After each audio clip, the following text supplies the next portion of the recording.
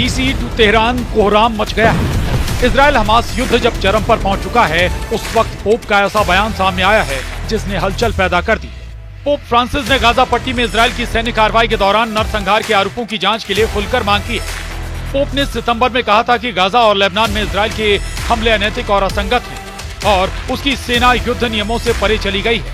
और अब नरसंहार के आरोपों की जांच कराने को कहकर पोप ने गंभीर सवाल खड़े कर दिए। बड़ी बात यह है कि पहली बार पोप फ्रांसिस ने गाजा में जो कुछ हो रहा है उसके लिए नरसंहार शब्द का इस्तेमाल किया। असल हकीकत क्या है, उसकी सच्चाई को जानने और इसको प्रमाणित करने के लिए पोप ने अंतर्राष्ट्रीय जांच की मांग की, इसलिए कि इसको लेकर ऐसी बहुत सी रिपोर्ट आ रही हैं। ये मांग उसी तकनीकी परिभाषा के अंतर्गत आती है। विश्व बिरादरी में गाजा में इजरायली हमले में मारे गए लोगों के लिए सवाल उठते रहे हैं। अमेरिका ने तो इजराइल को यहां तक धमकी दी थी कि आम फिलिस्तीनियों की मौतों का सिलसिला थमा नहीं तो वो इजराइल को दी जाने वाली सहायता रोक देगा। लेकिन गाजा में मौतों का सिलसिला तब थमता जब इजराइल हमला करना बंद करता। इजराइल के प्रधानमंत्री बेंजामिन नेतन्याहू आम फिलिस्तीनी की मौत पर दलील देते रहे हैं कि इसका कारण यह है कि हमास के आतंकी इन लोगों को ह्यूमन शील्ड की तरह इस्तेमाल करते हैं। इजराइल उन्हीं रिहायशी इलाकों पर हमले करता है जहां हमास के आतंकियों के छिपे होने की आशंका होती है। हाल में गाजा के दक्षिण में खान यूनिस में इजराइल डिफेंस फोर्स ने हमला किया। यहां विस्थापित लोगों के लिए शेल्टर है। इजराइल डिफेंस फोर्स ने अंधाधुंध गोलीबारी की। नतीजा हुआ कि बच्चों और उनके माता पिता की मौत हो गई।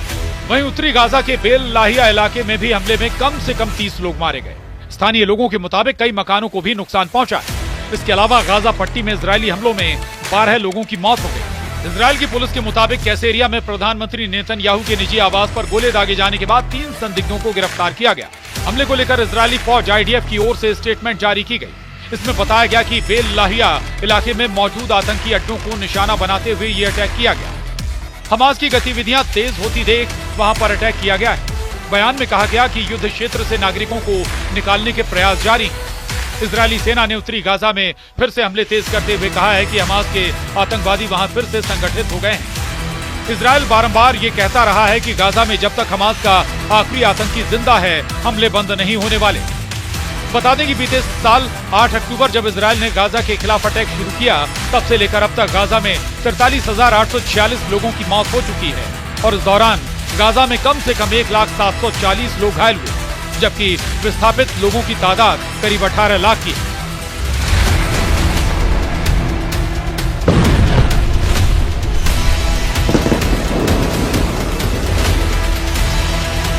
हालांकि हमास का चीफ इस्माइल हानिया मारा जा चुका है।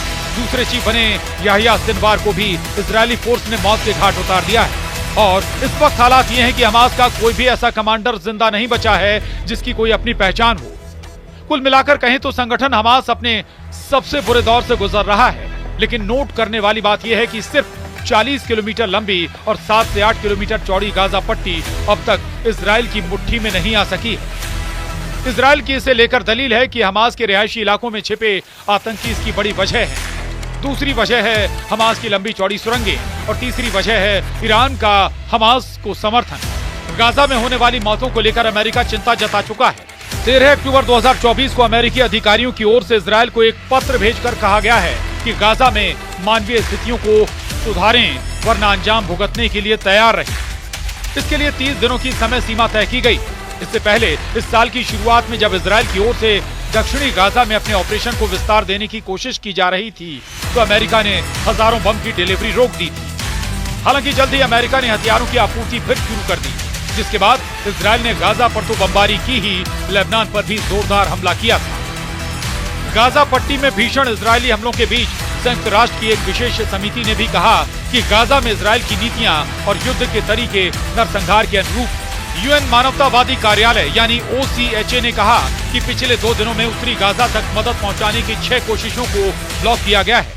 OCHA के मुताबिक गाजा की घेराबंदी के जरिए मानवीय सहायता में रुकावट पैदा करके आम नागरिकों और सहायता कर्मियों को निशाना बनाकर इजराइल ने पूर्व मंशा के साथ भुखमरी को युद्ध तौर तरीकों के रूप में इस्तेमाल किया।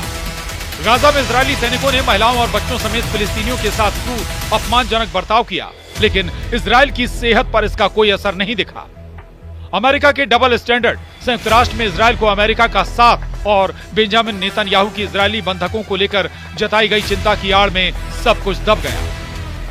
गाजा इस वक्त करीब करीब कब्रिस्तान में तब्दील हो गया है। जो बच गए हैं उन्हें रोटी तक मयस्सर नहीं हो रही, पीने का पानी नहीं मिल रहा, लोग जिंदगी से हताश होते जा रहे हैं। और इस बीच पोप फ्रांसिस का बयान आता है कि इजराइल ने अगर नरसंहार किया तो इसकी जांच होनी चाहिए। उधर युद्ध में उलझे इजराइल के सामने एक और मुश्किल आन खड़ी हुई है। इजराइल पहले से ही गाजा में हमास से, लेबनान में हिजबुल्लाह से, यमन में हूती विद्रोहियों से, सीरिया में ईरान समर्थित मिलिशिया से, इराक में ईरान समर्थित फोर्स से और बहरीन के मिलिशिया संगठन से जंग ही कर रहा है। और नेतन्याहू ने इसका जिक्र एक नहीं कई बार किया भी है। लेकिन अब नेतन्याहू के लिए तुर्की भी एक मुश्किल बनकर खड़ा हो गया है। यानी कि इजराइल के पहले 6 फ्रंट एक्टिव थे, अब 7वां फ्रंट तुर्की भी खुलने जा रहा है।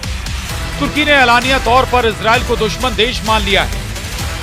राष्ट्रपति एर्दोआन ने पहले इजराइल में घुसकर मारने की धमकी दी, फिर उनके मंत्री ने इजराइल को तबाह करने की धमकी दी और अब खबर है कि तुर्की ने इजराइल के राष्ट्रपति इसाक हर्जोग के एक अनुरोध को अस्वीकार कर दिया है।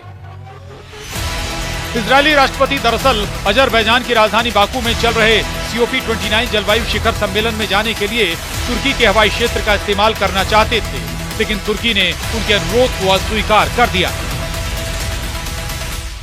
बताएं कि तुर्की इजराइल दुश्मनी की दरार पिछले साल जब इजराइल गाजा में घुसा उस वक्त से चौड़ी होनी शुरू हो गई थी, जिसका हासिल अब नजर आ रहा है। इजराइल के राष्ट्रपति का सुरक्षा कारणों से बाकू जाना रद्द किया जा चुका है, लेकिन तुर्की के इस स्टैंड ने इजराइल को तुर्की को लेकर गंभीरता से सोचने पर मजबूर कर दिया है।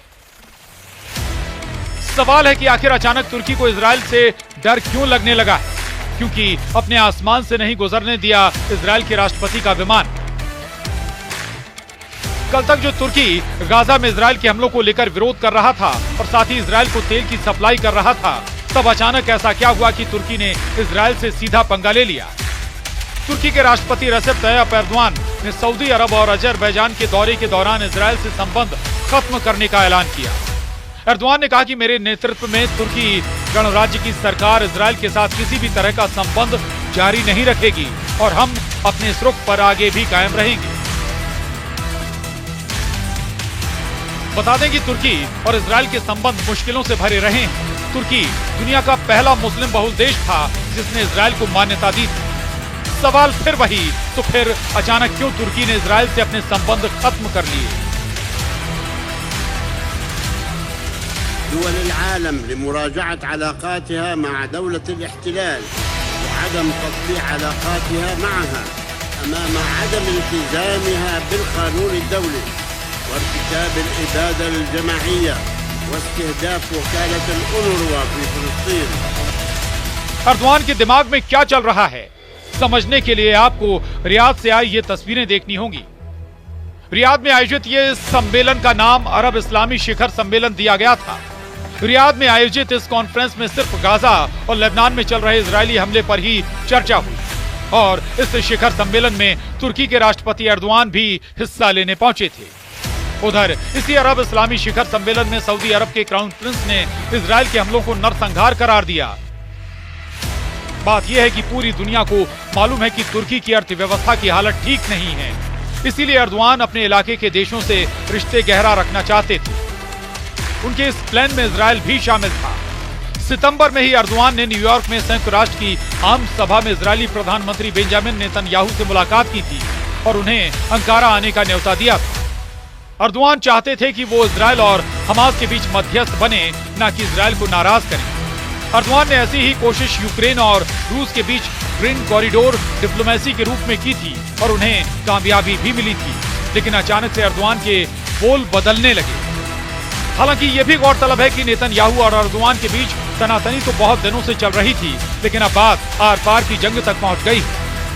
सबसे बड़ी बात यह है कि हालात इजराइल के लिए मुश्किल भरे पैदा हो चुके हैं, क्योंकि तुर्की नेटो का मेंबर है और नेटो पर हमला करने का मतलब क्या होता है ये दुनिया जानती है। लिहाजा मामला बेहद बुरा फंस चुका है और इजराइल एक तरफ तुर्की तो दूसरी तरफ पोप के नरसंहार वाले बयान पर उलझ चुका है।